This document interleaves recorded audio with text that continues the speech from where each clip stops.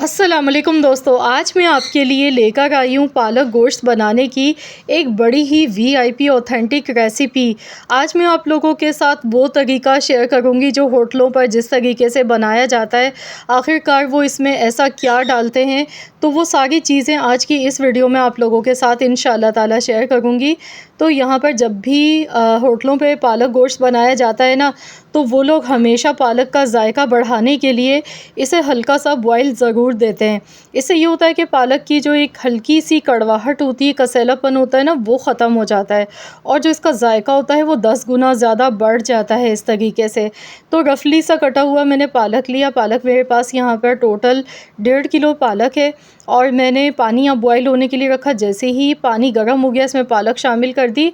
बस एक उबाल आने तक आपने बॉयल करना है, इससे ज़्यादा नहीं। जैसे इस स्ट्रेनर में फिर आप इसे डालें, फ़ौरन से इस पर ठंडा पानी डालें, वरना इसका कलर जो है ना वो थोड़ा सा ब्लैक होना शुरू हो जाता है। अगर आप चाहते हैं ना कि इसका कलर बहुत खूबसूरत सा ग्रीन रहे, तो जैसे ही आप इसे बॉयल करने के बाद इस स्ट्रेनर में निकालें, फ़ौरन से ठंडा पानी डालें। इस तरह मिक्सी के जार में देखिए मैंने डालकर थोड़े से पानी के साथ इसे अच्छी तरह से मैंने पीस लिया। तो यहाँ पर पहला स्टेप हमारा कंप्लीट हुआ। कलर आप देख सकते हैं कितना खूबसूरत कलर है इसका, बिल्कुल भी पालक का जो कलर है ना वो ब्लैक नहीं हुआ। अब हम यहाँ पर मसाला रेडी कर लेते हैं। इसके लिए सबसे पहले आधा कप कुकिंग ऑयल लेंगे और इसमें एक दरमियाने साइज़ की स्लाइस में कटी हुई प्याज शामिल कर देंगे। प्याज को गोल्डन कलर आने तक फ्राई करना है। तो जैसे ही यहाँ पर देखिए प्याज थोड़ी सी सॉफ्ट हो जाएगी, तो फिर हम इसमें साबुत लाल मिर्चें डालेंगे। तो यहाँ पर मैंने 5 से 6 साबुत लाल मिर्चें ली हैं, 1 चम्मच यहाँ पर ज़ीरा लिया है। तो ये दोनों चीज़ें शामिल कर देंगे। मज़ीद प्याज को अच्छी तरह से फ्राई कर लेंगे।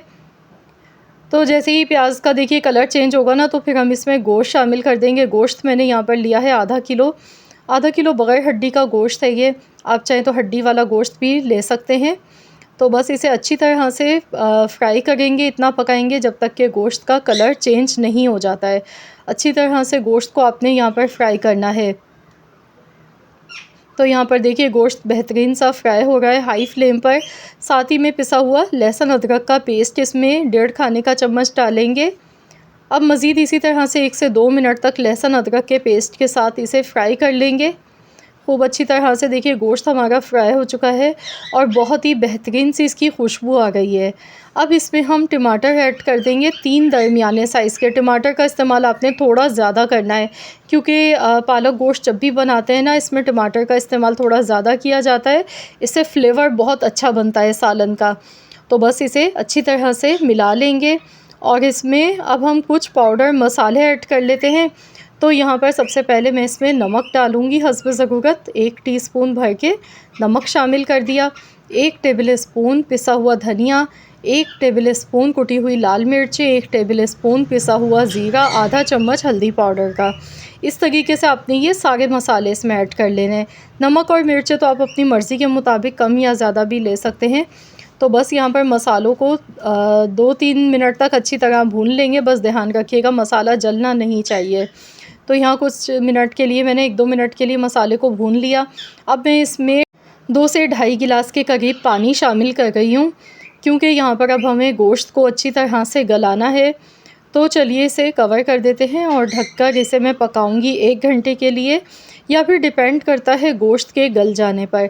तो जब तक कि गोश्त गल नहीं जाता है, लो टू मीडियम फ्लेम पर हम इसे अच्छी तरह से पका लेते हैं।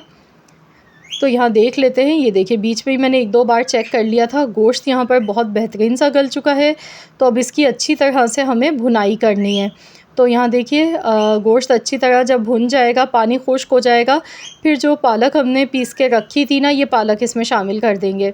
और जैसे ही देखिए मैंने पालक डाली है, कलर आप देखिए सालन का कितना खूबसूरत है। पालक का जो कलर है ना, वो बिल्कुल भी देखिए चेंज नहीं हुआ है, बिल्कुल वैसा ही है, बड़ा खूबसूरत सा। बस अच्छी तरह मिक्स करेंगे और इसे हम पकाएंगे कुछ देर तक। अब इसमें खुशबू के लिए कसूरी मेथी लाजमी डालिएगा। तो यहाँ पर 2 चम्मच भर के आपने कसूरी मेथी इसमें शामिल करनी है, इससे खुशबू बहुत अच्छी आती है। तो यहाँ 2 चम्मच भर के कसूरी मेथी के इसमें खुशबू के लिए हमने डाल दिए हैं और इसे अच्छी तरह से मिला लेंगे। अब इसे मज़ीद हम पकाएंगे 10 मिनट के लिए। 10 मिनट तक इसे पकाएंगे ताकि पालक में अच्छा सा फ्लेवर आ जाए गोश्त का और मसालों का। तो यहाँ पर इसमें एक चीज़ हम मज़ीद और अब ऐड करेंगे। तो यहाँ हम डालेंगे आधा कप दूध की मलाई। तो यहाँ पे दूध और मलाई दोनों मिक्स हैं, ये आधा कप मैंने इसमें शामिल कर दिए। इससे बहुत अच्छा क्रीमी और मज़ेदार सा इसका जायका आता है। तो बस इसे अच्छी तरह से मिक्स कर लेंगे। बस अब हम इसे ढककर पकाएंगे 10 से 12 मिनट के लिए। तो जो होटलों पर हमें जो मिलता है ना पालक गोश्त का सालन, इतना मज़ेदार, इतना लजीज, तो वो लोग इसी तरीके से बनाते हैं। वो लोग यही चीज़ें इसमें शामिल करते हैं, बस बनाने का सही तरीका आपको आना चाहिए। तो यहाँ पर अब हम लास्ट में हरी मिर्चें और हरा धनिया इसमें शामिल कर देंगे खुशबू के लिए। अब हम इसे कवर कर देंगे, ढक्कन लगा के इसे हल्की आंच पर पकाएंगे, दम वाली आंच पर 10 मिनट के लिए। तो मैंने देखिए यहाँ पे कवर कर दिया है, गैस का फ्लेम बिल्कुल हल्का कर दिया है, दम वाली आंच पर मैं इसे पका गई हूँ ताकि हरी मिर्चों की भी बेहतरीन सी खुशबू इसमें आ सके। तो यहाँ देखिए टोटल 10 मिनट हो गए थे पकते हुए इसे हल्की आंच पर। तो अब हम देख लेते हैं, ये देखिए बहुत ही मज़ेदार सा, बहुत ही लजीज हमारा पालक गोश्त का ये सालन बनके बिल्कुल तैयार हो चुका है। अब आप इसे गर्मा गर्म चपाती के साथ खाएं या तंदूर वाली रोटी के साथ खाएं या नान के साथ खाएं, यकीन करें आप सबको मज़ा आ जाएगा। आपके घर वाले तारीफ़ें करते करते नहीं थकेंगे, क्योंकि ये वाकई में बहुत ही मज़ेदार रेसिपी है पालक गोश्त बनाने की। देखते ही मुंह में पानी आ जाएगा जब इतना लजीज सालन आपके दस्तरख़्वान पर होगा। मुझे पूरी उम्मीद है कि इंशाअल्लाह ताला आप सबको मेरी ये रेसिपी पसंद आई होगी। अगर आपको मेरी ये रेसिपी पसंद आई है तो प्लीज़ इस वीडियो को लाइक ज़रूर कीजिएगा और शेयर भी कर दीजिएगा। चैनल पर नए हैं तो चैनल को भी ज़रूर सब्सक्राइब कर लें। मिलते हैं इंशाअल्लाह ताला एक और नई मज़ेदार सी यूनिक रेसिपी के साथ। तो जब तक के लिए अल्लाह हाफ़िज़।